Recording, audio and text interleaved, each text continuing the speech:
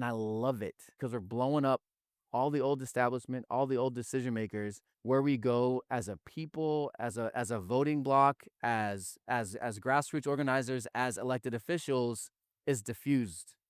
And you have to just hit the ground and talk to people. And that brings us back to some old school, more communal, more real type of interaction to determine our political future. And I love that.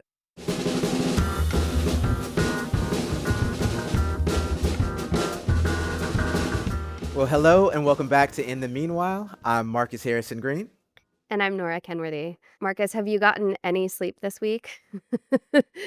I have not. I've had to not only cover election night, but like all the nights leading up to election night, and it is. Let's just say that I'm very much looking forward to a nice, just twin size bed and some heavy blankets and just silence. I don't want to be around anyone. I don't want to be. I love my partner. I love my stepson to death. I I want to be around nobody. Not the dogs. Not the cats.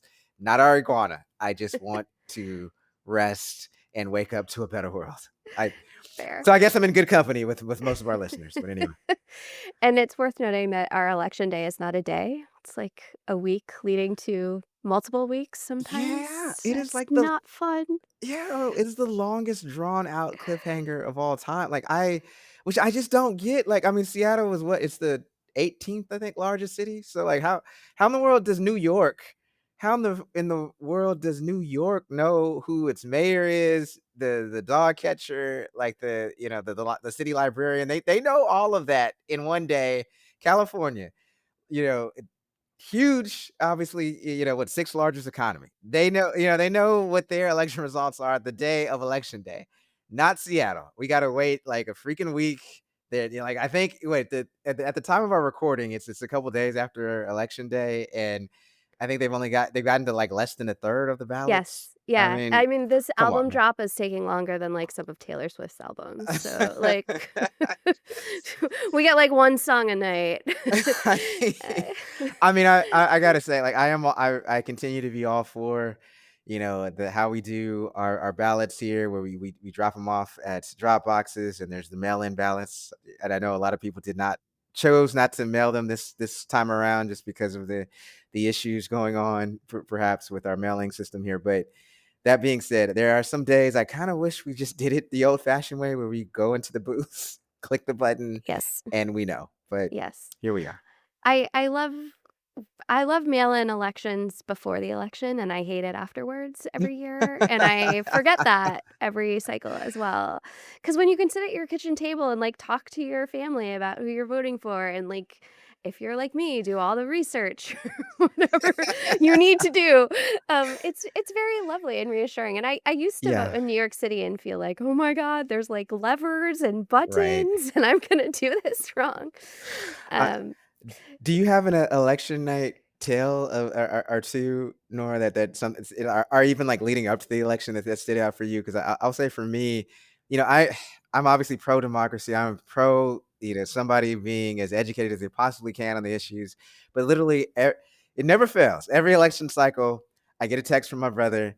He tells me, "Can you please send me a photo of your ballot so that I can copy it directly and then sign my name?" And I'm like, I'm of one of 2 ways, because 'cause I'm like, you know, you probably should, like, do your own research I literally, but then know. also it's like, fine, whatever. If you're gonna copy from somebody, why not me? This is my marriage, unfortunately, and I'm gonna get in trouble for saying it on the radio, but there are definitely off-year elections where my husband just takes my ballot and copies it like it's school grade, math test or something.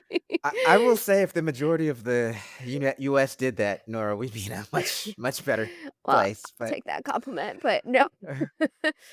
No, my tell actually this year was I got stuck in, like, 45 minutes of traffic, that was all cars trying to get oh to the my drop goodness. boxes, and my drop box happens to be at one of our community centers, and my kid had, swim lessons, Yeah. and I was literally like, "Well, I don't."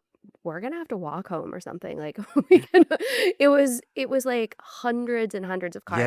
And Yeah. I thought, this feels different. And I hope that's a good different. But we'll find out in Yeah. November Right. if Of 2026, I guess. yeah. No, I will say this, like, as of this recording, I believe the reports are that turnout is actually going to be higher for this mayoral election in 2025 than it was in 2021. So, that is hardening in some ways. It's just in the sense that more folks, particularly during an off-year election, where the presidential election was Yeah. obviously last year, more folks are coming out for this one. So hopefully, that is that pretends good things. And I know that my mother, who rarely ever publicly endorses anyone, she did a op-ed in the Stranger endorsing two candidates and also just telling people that they needed to get out to vote It because was if like the most badass endorsement I've ever seen. It was awesome, and I yeah. hope lots and lots of people read it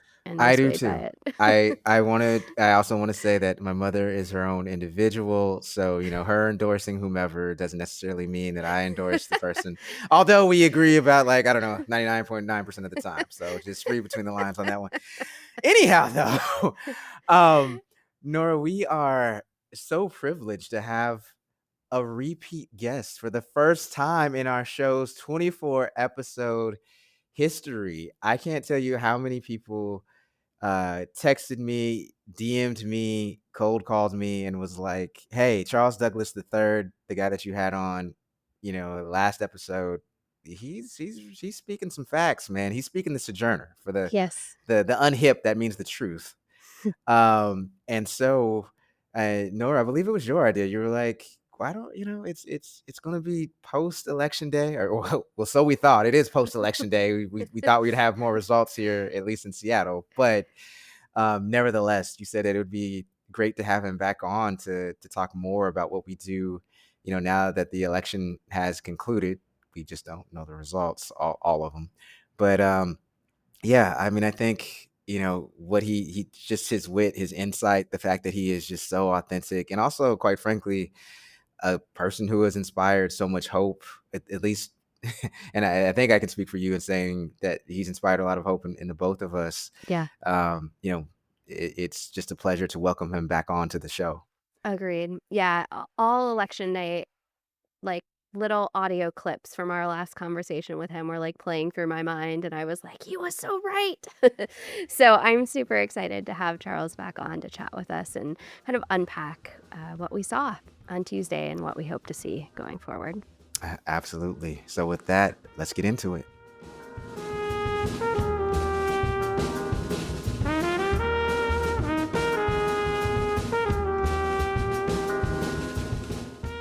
Charles, thank you so much for being back with us today. You are our first repeat guest ever, and it's because you are a good one. We had so many people who were like, "Man, can you just let that boy talk some more?" So, I we are Good, good, good. Hopefully, I'm not the last. You're like, oh man, that was terrible. Never have someone on twice.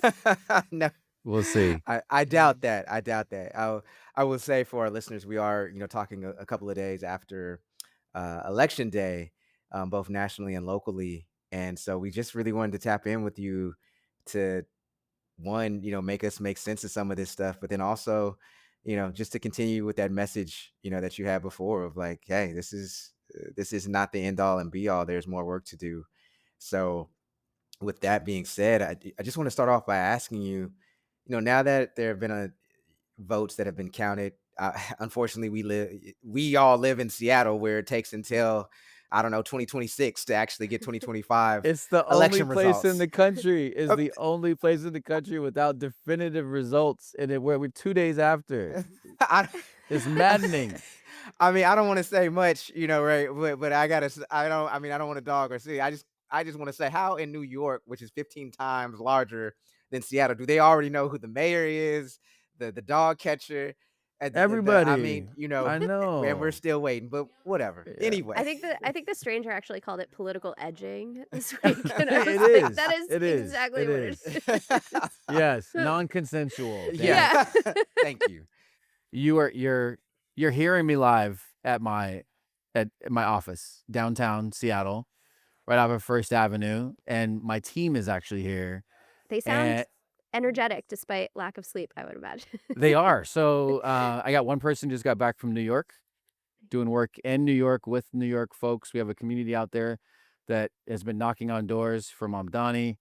I've got somebody who's got back from 2 weeks in Virginia, where we were knocking on doors in 4 different cities. We had 40 Gen Zers out there knocking on doors in 4 cities in the past few weeks. Who says And they're I got apathetic, man? Yeah. that's right, man. That's right. They're active. They're doing it. And these are Gen Zers, by the way. These are Gen Zers leading other Gen Zers and older folks out in the field. And then another brother just got back from New Jersey, knocking on doors out there with another team. And then the other folks here were doing work in Seattle. So that's what you hear in the background. These are we everyone just got back, and it's lunchtime for us, so we're having a meal together. And this is how you sustain the work. You've got to do the work together. And then when you rest together too. You don't do it individually, right? You do it with each other in community. And so we've got a family table, and we all have lunch together. And this is one of our biweekly rituals, twice weekly rituals that we have together. And that's how we keep it moving. From what you can take away of the election, what story do you think the results are really telling us about where voters are right now, both, locally where we are, but also nationally? Yeah. Okay. So let's start with local. Seattle's thorough. Let me say in the positive. We want to be sure about the decisions that we make. And so we deliberate for a long period of time. We bring in all kinds of data, and we take our time. So that's what this is. This is Seattle taking its sweet time to make a very important decision. So we'll see. We'll see which way it goes. We don't know yet. I don't know when you're gonna get this episode out, but maybe I should pre-celebrate. No, let's not do that. I We won't yeah do we No. we could do two No. versions. No, actually, that. No. yeah, you're right. Don't jinx it. Don't jinx it. Yeah, because Nora had said something about the Mariners winning the World I already got in Series, trouble and it for was that, so Oh shoot! it's my fault. Dang, Anyway. dang. Seahawks to the Super Bowl. All right. Oh, no. So I think a good sign of healthy democracy is that we make sure we count the ballots the right way and thoroughly. So let me just put it at that.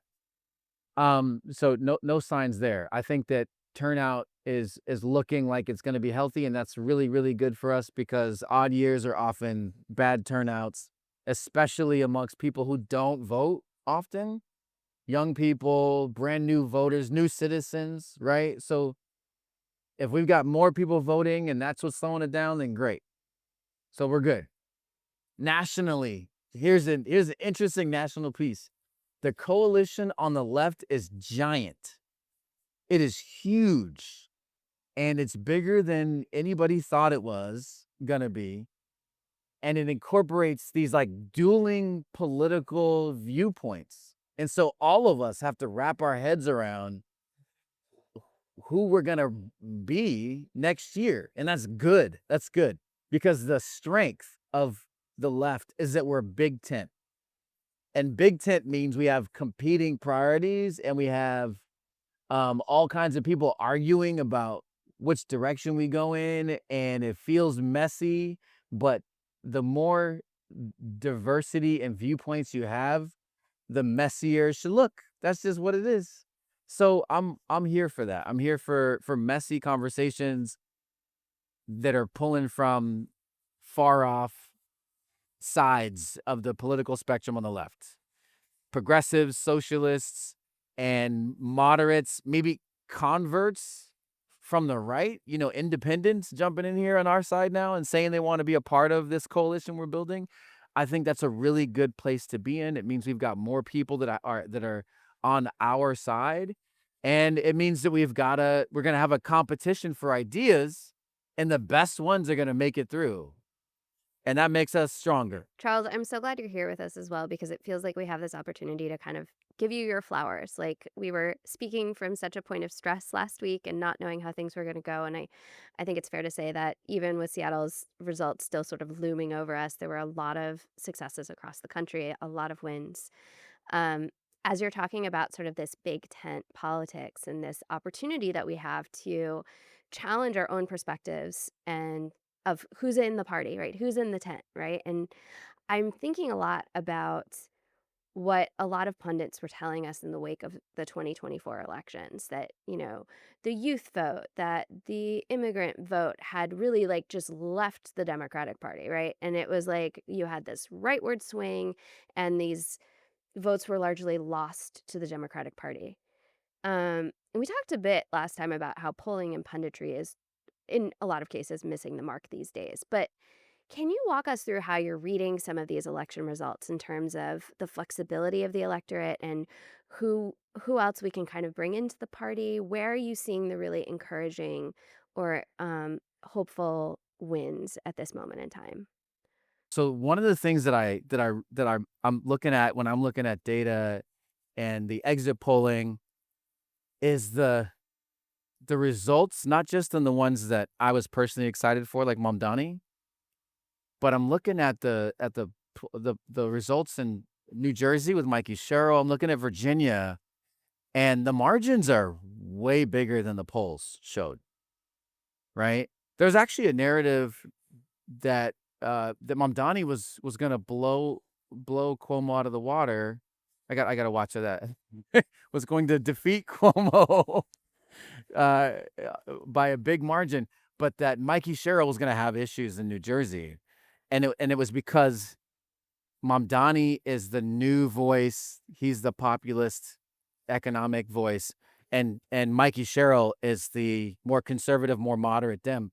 And she's, the margins running up margins. Same in Virginia. Here's one takeaway for me.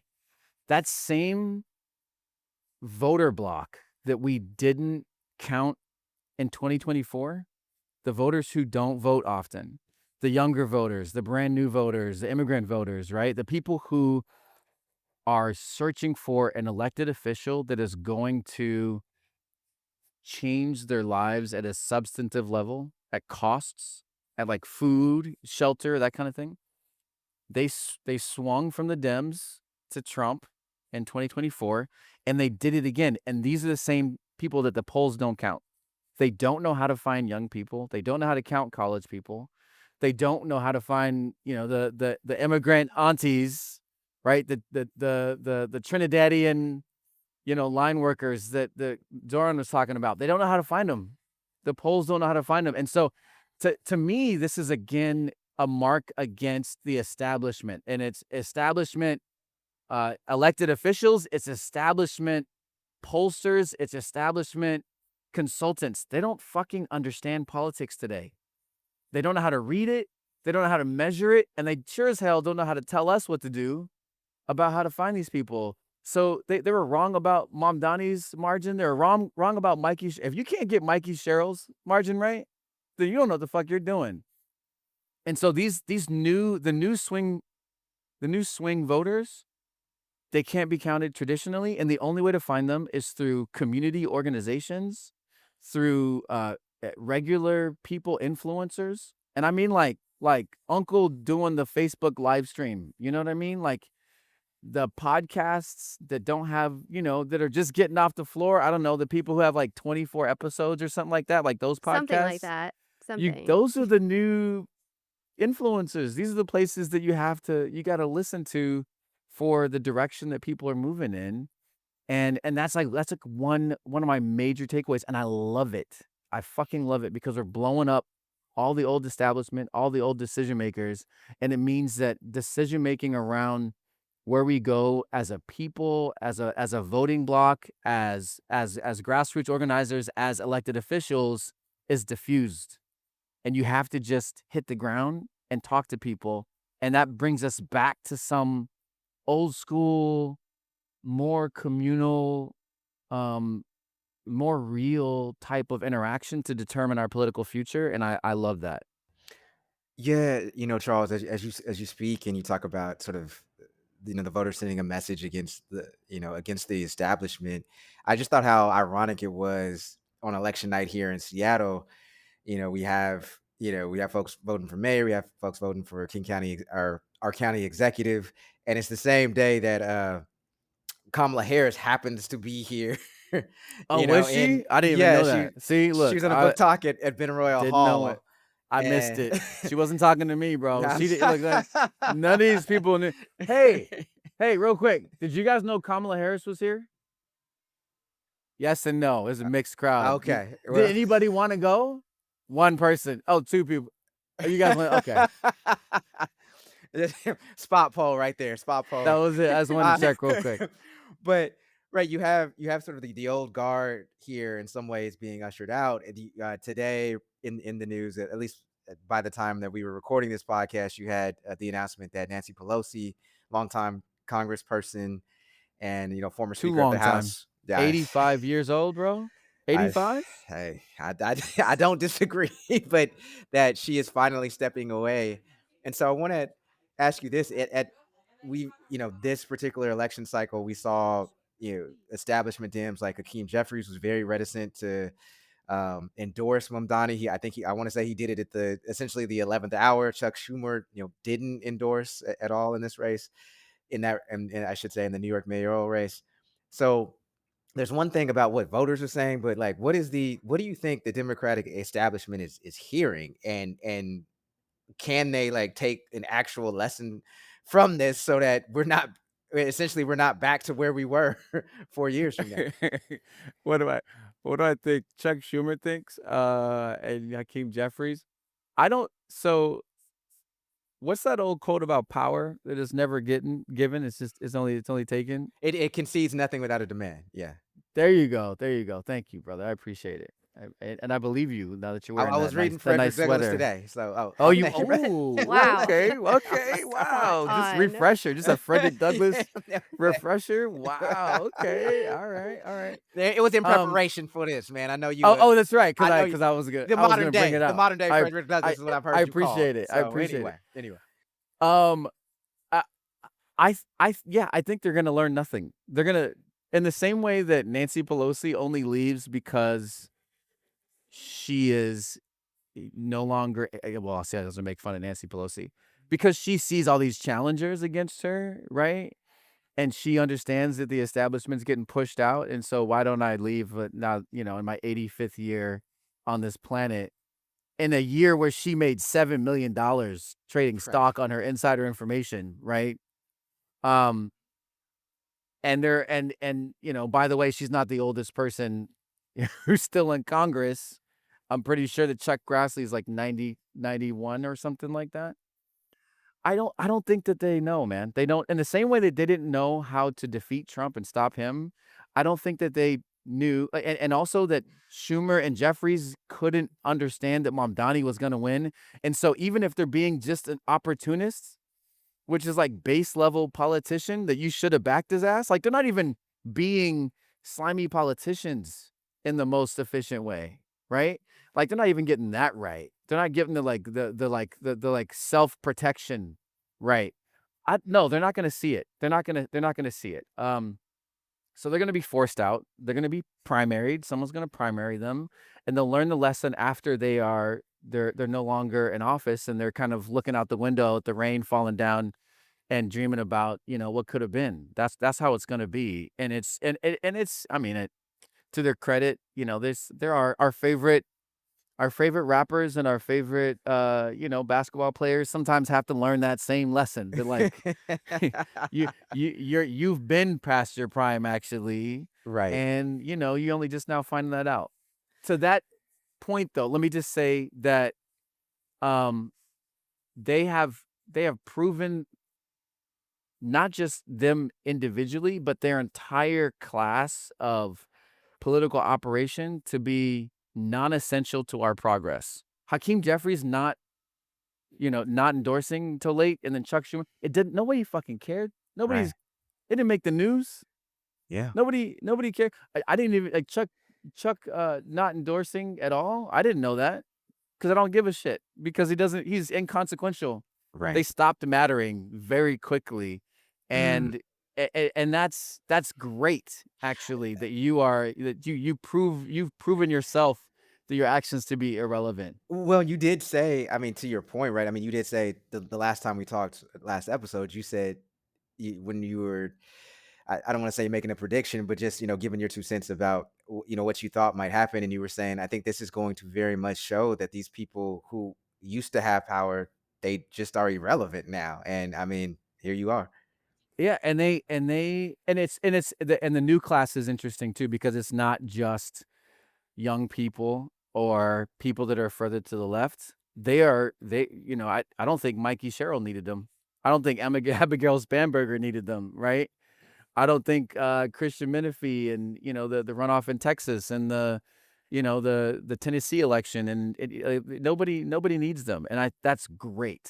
That is so good for us because we all realize how much we don't need them, and also the tough medicine in there is like who is there instead? It's wh- what is the conversation between Zoran and Mikey Sherrill and Abigail? What does that coalition look like? That is so interesting. That is, like, infinitely more interesting to me, and if you loop in a possible, James Tallarico, Graham Plattner, and who's gonna replace, our girl in the Bay Area, it's a new possibility now that is actually very interesting, and it is a move away from, fuck Trump and go against the establishment because that's the easy stuff, right? Fuck Trump is super easy. That's like motivating factor for a lot of people. Take down the establishment, super easy. For those of us who are responsible for leading our people in a direction, what's that new direction? And I thought it was like Mamdani, economic populism, Katie Wilson only. It might be this like new thing that is a mixture of, they call them the Hellcats, these like formerly these veterans that have been in the military that have moderate views but also care about workers and other Hmm. veterans. What does that look like? I think that's fascinating, man. Yeah. What do you, Yes. I'm just curious before Nora goes, like, what I kind of have, from what my takeaway, to quite frankly, from this election, viewing it nationally, was that I don't think people care as much about ideology, quite frankly, right? Because I mean, I think I think they care about the Maslow's hierarchy of needs, right? Right, right. And so, do you think we can kind of put this whole thing to bed of like if if an elected if a candidate is quote unquote too left or too whatever? I mean, it seems that ultimately most voters don't care what the ideology is. They care, are you going to help with their basic needs? Do you That's it. hear that, Yeah. right? And It's more and that's the simple. yeah. Yeah, maybe that's the like it's a very simple answer now. It used to be like a myriad of things. It used to be this identity like minefield you had to navigate through. And then it used to be like, what do you think on these specific issues? And are you gonna like go through the litmus test and check them all? Now it's just like, do you think that the policies we put in place should feed my family? Yes. That's Like, it. do you believe in providing a dignified life? Yes. Yes, and to the degree that we need to pay for all these things that we have to do for these people who have not seen their wages rise and have lost food benefits, etcetera, that we have to go take it from these people who have more than they need. Mhm. If you agree on that, then we're Gucci. Let's go. Let's do it. And Which that's used to like be one of the hardest arguments to make in progressive politics, right? So that's interesting, and that I think that provides a lot of promise for the future. Um, well, in Mom Donnie's words, we wish Nancy Pelosi all the best in her private life. So, um, but part of the reason we wanted to talk to you is about looking forward, right? We had this really inspirational message from you last time about how election day is the opening credits, not the finale. Like, there's now is when the work starts, and I've been so encouraged by so many people I've talked to this week who are like, I'm exhausted, I'm so tired, but I'm the next thing, we're on it. Like, we're doing it. So how is your organization and how can other organizations pivot from this beautiful campaign energy from, the moment of win to sustaining that movement work? yeah, that's really good. Um, so you got to take care of each other, right? That's why I said the piece about we're all having meals together. Um, the one who just got like she literally just got back from New York last night, and she wasn't like I need a day off. She was like I need to come see my people, right? That kind of culture. And I just had a conversation with a young brother last night who works for me too about what we all need to continue forward.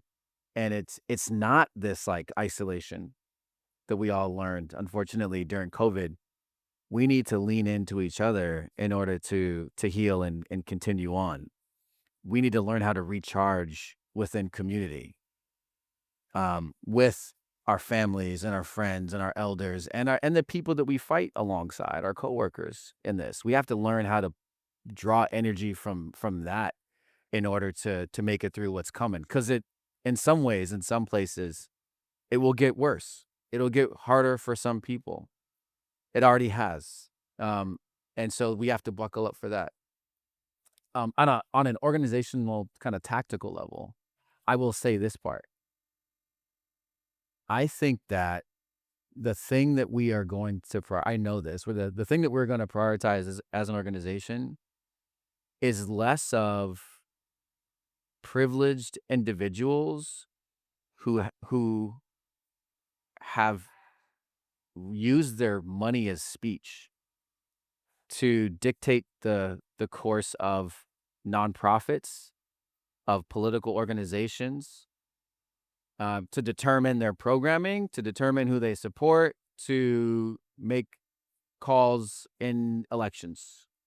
And I mean like the philanthropy landscape. I mean the well-meaning liberals on the left. I mean the older boomers who have accumulated wealth and now use that to kind of move nonprofit ecosystem around. We need to actually deprioritize them. This is hard. I'm saying some controversial shit right now. The other executive directors who may be listening to this may be like, "Oh, this brother's man, you can't Oh, say that we shit." getting great content on our podcast at least, so I Yeah. appreciate it. But this is what I believe, though. This is what I believe, and they actually need to be a part of this. So if you are one of those people that I just described, you need to buy into this too, because what you need me to do is to not actually give you as much of my time and not pay as much attention to you, and to actually go towards these new voters that we're missing.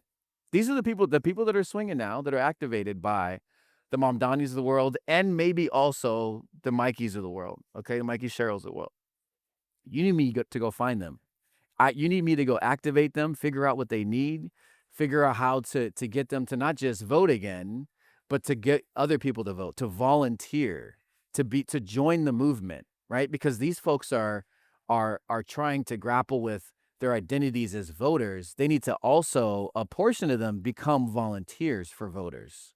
They need to come with us and get out the vote and convert their peers and go talk to independent voters and move people, because they actually can reach people that liberals can't.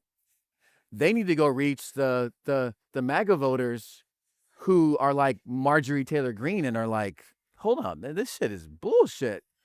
I need to get off this MAGA train. I do care about these SNAP benefits and Social Security, et cetera, et cetera, et cetera.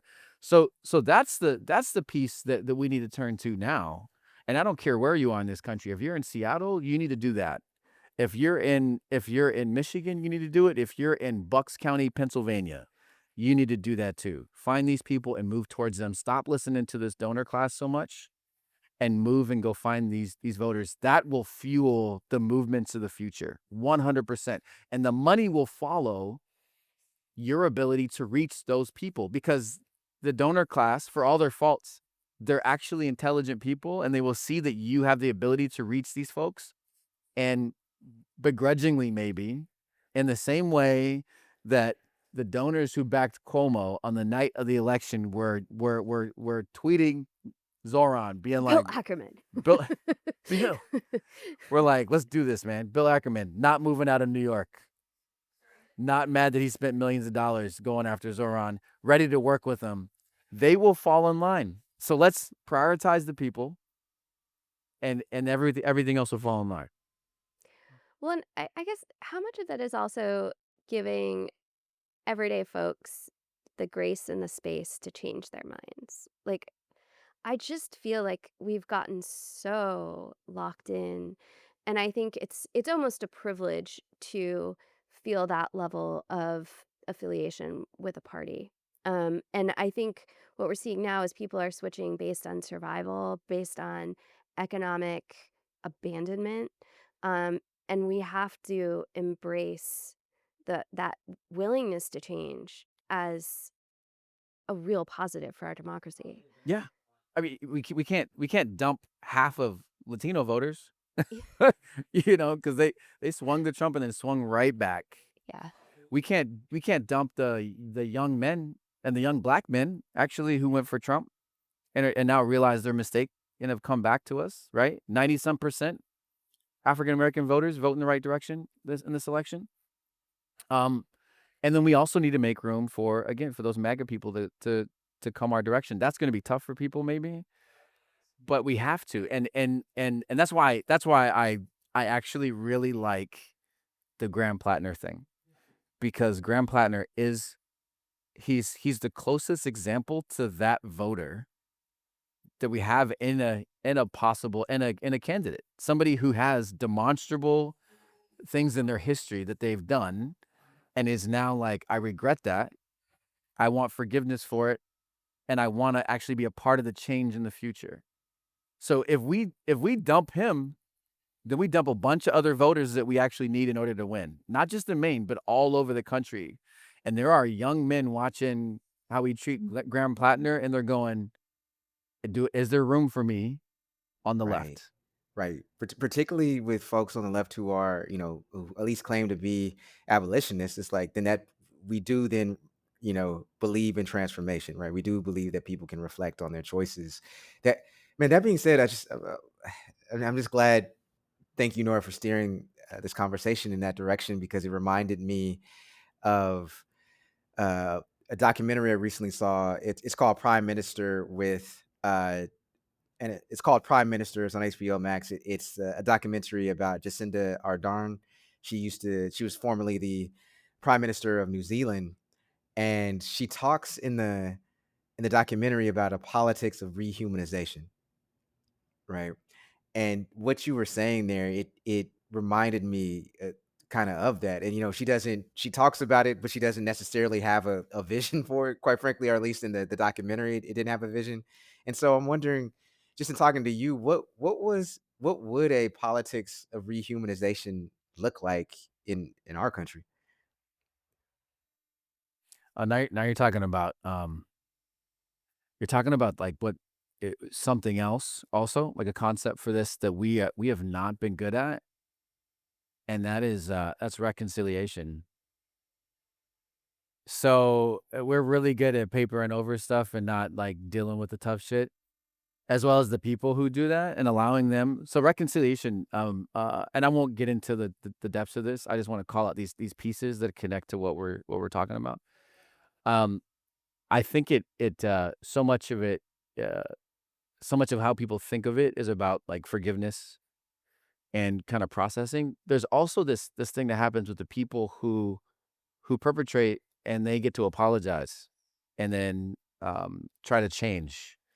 And that is the piece where a bunch of voters find themselves right now. And our ability to make room for people to see their mistake and then come back to us is going to actually, it'll determine victory next year. That'll be it. And it's going to be the toughest for some of the people who are from marginalized communities. I think that it'll be easier for white folks to see other white folks and be like, it's cool, because that's like they see their family members. It's not because they're racist, some of them are, but it's not because it's because like that's my uncle. That person looks and sounds like my uncle, my grandma, whatever, and so it's easier for me to humanize them because they look like me. The toughest is going to be the folks who've been marginalized and been fighting for this for a long time. For them to come to grips with somebody who they saw as like, you want to eradicate me. You wanted me out of the country or dead. And now you want me to fuck with you for victory? And that's so hard. But yes, the answer is yes. for all of our salvation? The answer is yes. And it is for the like the very real consequences of an election, right? And like one person is one vote, and we need that. And it's also for our own like internal salvation, because to carry all that shit, all that like hatred and animosity towards people, it just kills you. So this, what we're going through right now, again, in order for us to win next year, the amount of macro, societal, and then organizational or communal, and then individual processing that we're going to have to do to accept these people to whatever degree we need to, right? Because a coalition doesn't mean it's like overlapping 100% values, but like we're cool enough to make it, to this North Star together.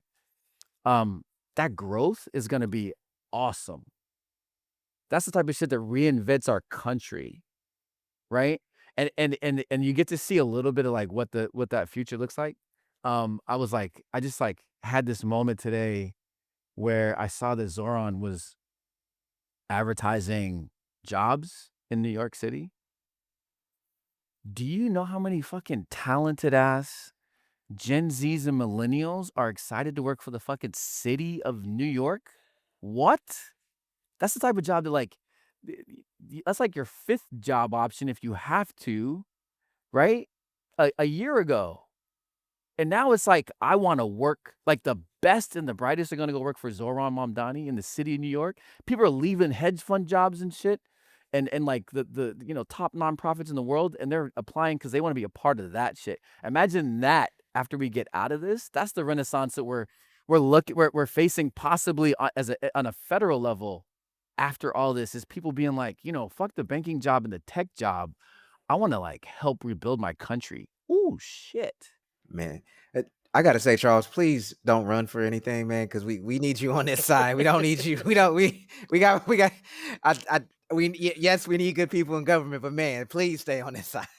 I'm excited to be right here, man. I mean, because I think it's like people think that it's just running for office or volunteering, but this space in the middle, oh man, I love this space, man. I love it. So you have given us a lot to hope for, and you've given us a real manifestation of something we've heard you say before, which is that hope isn't naive, it's infrastructure. So, and also, I'm I'm thinking that we tend to have this pattern in American politics where we overhype people and we make heroes and saints out of them, and then we are inevitably disappointed when they turn out to be human, or they have to make compromises, or they have to do the dirty work of just running a city or a country. And so, how are you hoping that people will sustain this optimism and this hope while also being realistic about the work ahead and what it Yeah, looks like? yeah. There's gonna be a come down. There's gonna be the harsh reality. Um, I'm I'm hoping though that mixed in with that understanding of this new coalition and the people we have to fight alongside, there's also gonna be a forgiveness for, a pre-forgiveness for Zoran when he doesn't deliver the fastest, most free buses, right? Um, but human beings, I guess society is a cyclical thing. And so here, the other part of this is super important. It's that we shouldn't try to fight against the cyclical nature of American society. We should expect it. So he may shock all of us, but it's 100% the perception of his time in office will be twisted, right? Even if he does deliver a lot or all of it. Let's say he delivers all of it. There's enough mis and disinformation on the internet to spin whatever kind of thing he ends up doing into a negative. So what'll happen, it will be a backlash. There will definitely be a backlash against progress. And we can't hope that it's not there and expect that we can stop it. We have to just prepare for when it comes. And this is the part of the common power philosophy. We didn't invent this, but we do it now, and I think we do it pretty well. Other organizations need to do the same thing. Other communities need to do the same thing. We need to just plan for that to happen and continue our work. And it needs to evolve for this new backlash future. So what needs to be a part of that? Instead of get out the vote stuff, it needs to be more education, right? We need to have people understand how municipalities, how governments are run, and bring them along, right? And there will be innovations in that. Zoran's going to figure out new ways to talk about how he runs the city of New York. Other candidates will do the same thing. And from the outside, community organizations and communities themselves will figure out how to prepare their citizens, small c citizens, for understanding more about what's going on. That's what we have to do. That's what's going to get us through this. It's also, there's the backlash that's going to happen after the progress, and we should prepare for that.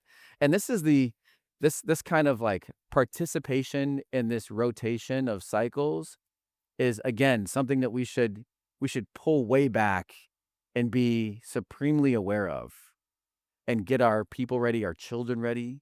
Like I have a 5-year-old daughter, and I'm going to get her ready for the next Trump. You know what I mean? How can I build what I'm building, not so that we eradicate this or make this thing permanent, but understand that human nature, it doesn't just have a habit of cycles, but it needs cycles. Like, we need that. We need change, actually. As human beings, we seek it out. And so let's plan to have infrastructures that adapt and are ready for the next cycle to spin around. And that's the struggle. That's the struggle that African Americans talk about for generations, is participation in the constant fight for freedom and equity. Right. Right. I mean, you talk about that constant fight, and mm, I think there's also a vision sort of that's attached to that as well, of like what are we fighting for and what are we fighting towards. And so I want to ask you this: if you've already been on twice, so let's say we have you on again next year, um, which I hope that we can. What would you hope has changed, either just in how we organize, how our communities continue to show up, or how our democracy feels to the people who are living inside of it right now? I think one of the things that I hope for, and we do codify positive things. Mm. I talk about how, when I talk about voting, and I talk about like what we need to, I used to talk about this in the very beginning, was like, we need to make voting boring. We need to make voting boring. In Washington State, in Seattle, we every once a week, whether you love it or not, you take out your compost and your trash and your recycling, and you put it in a bin. And the most tree hugging, environmental loving person puts their stuff in the trash and the recycling and the compost. The person who doesn't give a shit, right, also puts their stuff in the trash, recycling, and compost, right? Because it got the different sizes and everything, and I got, fuck, I gotta put it in the right bin, or my trash thing will be full because they changed the sizes on me. The spectrum of people who believe or don't believe and still do the right thing, it still happens. It's been codified, right? You don't have to love it in order to do it, and that's what we need for voting. We need voting to be so a part of our regular lives, our annual lives, our quarterly lives, that we just do it, and it's not like people just, it's a boring thing. We need to make, um in the same way that like Medicare, like Obamacare was controversial, and now it's just expected that people get that, right? The mail, Social Security, like, we need these things that we understand that are rights that people have, to be the most boring shit possible. We need people, and this is another thing. The old heads used to be like, "Oh, these kids, they don't know. They take it for granted. They don't know. They weren't there. We had to fight for this. They weren't there. They don't appreciate it." I need every young person to take rights for granted. Take it all for granted. Because then when they take that shit from you, you'll be like, "Motherfucker, what? You took this is my shit." Right? the MAGA people that are on, they want their Obamacare, so you can't take Obamacare from MAGA people. They're like, this is my shit now. This is mine. That's what we need. We need people to have these like giant rights as norms and expected, and have it be boring and have them take it for granted. That's what we need. That's what I'm hoping for. I love this. And from your lips to God's ears or whoever you believe in. Um, Amen. yeah. Well, we should probably let you get back to your staff and your celebrating. And I really do hope that you get some time to celebrate this week. And that we'll see you in the community soon and be able to celebrate with you as well. Yeah, and I hope we have more to celebrate after these next ballot drops here. I will say that. Don't I jinx it, know. I Marcus. said I. That's right. That's right. That's right. I'm gonna celebrate in tiny ways any moment I can, man. I'm sprinkling tiny celebrations everywhere, so I don't get too crazy. You know. We overstand, sir. Well, hey, Yes, sir. Yes. Charles, Yes. much Yes. appreciation, and you know, again, be well, and thank you for all the work you continue to do. Thank y'all. Talk Thank soon. you. All right now. Bye.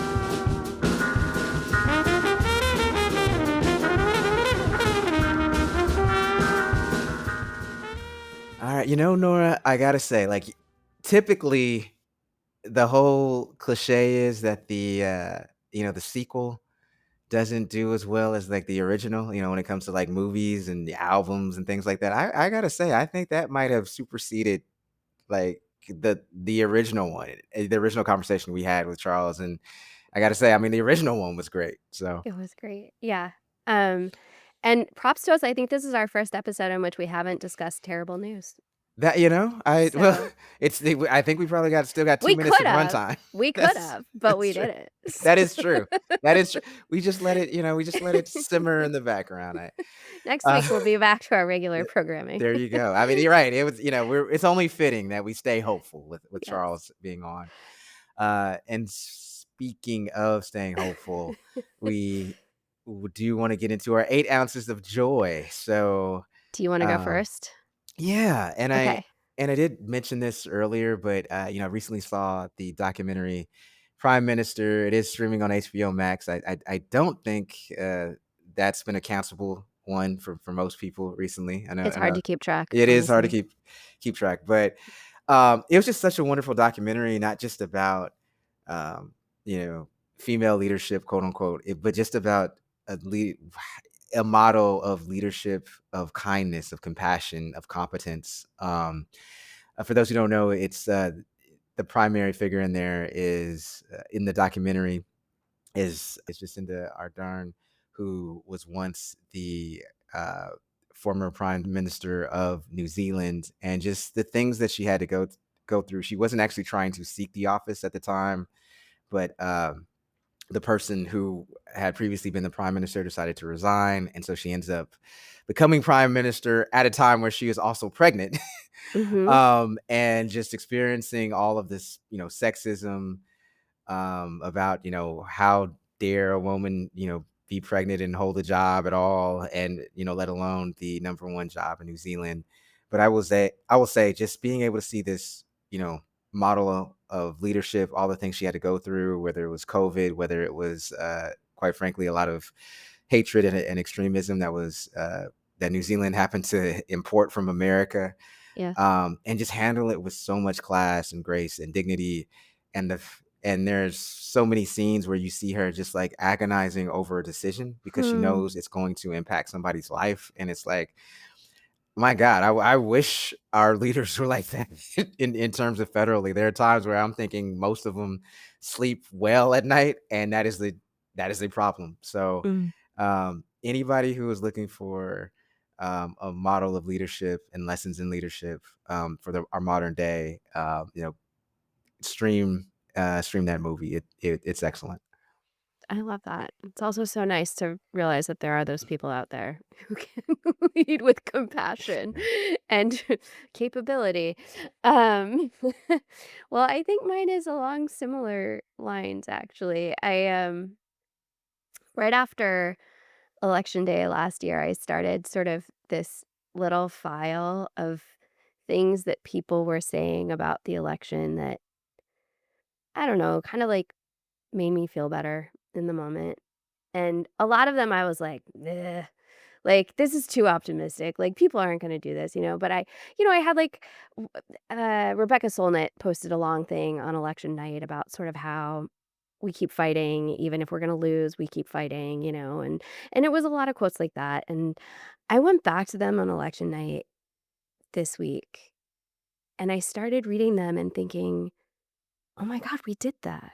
Like, we actually did that. We kept fighting and it was messy and it was ugly sometimes and it was super depressing, but like a lot of people kept going. Um, and I was thinking about this Mike Davis quote. I love Mike Davis, who wrote at one point, "What keeps us going ultimately is our love for each other and our refusal to bow our heads, to accept the verdict, however all powerful it seems. It's what ordinary people have to do. You have to love each other. You have to defend each other. You have to fight." And I just had this moment of like realizing how many people in my life had chosen to do that in the wake of last election and how it had kind of led us to this point, and just feeling a ton of gratitude for everyone who's shown up every day, like however of a mess we show up, just to realize the scale of how much people have shown up and loved each other this last year. Yeah. Yeah. It's That's really cheesy, I know. no, that's we need a little cheese in life, Yeah, Nora. We need a that's little the, cheese. that's the most you'll get from me. Well, with that being said, I'll go ahead and do our quick readout for this episode since we squeezed quite a bit in. So, just a huge thank you again to Charles Douglas III for joining us this week. In the meanwhile, it's produced and emotionally stabilized by Jessica Partnow, and we are extremely blessed and honored to enjoy music from Aham Aluo, who does our opening theme song. You can find In the Meanwhile by tuning into KVRU Wednesday night at 5 p.m. or find our full episodes wherever you get your podcasts. You can also follow us on YouTube, Instagram, Threads, and Blue Sky. And with that, we will see you in the meanwhile.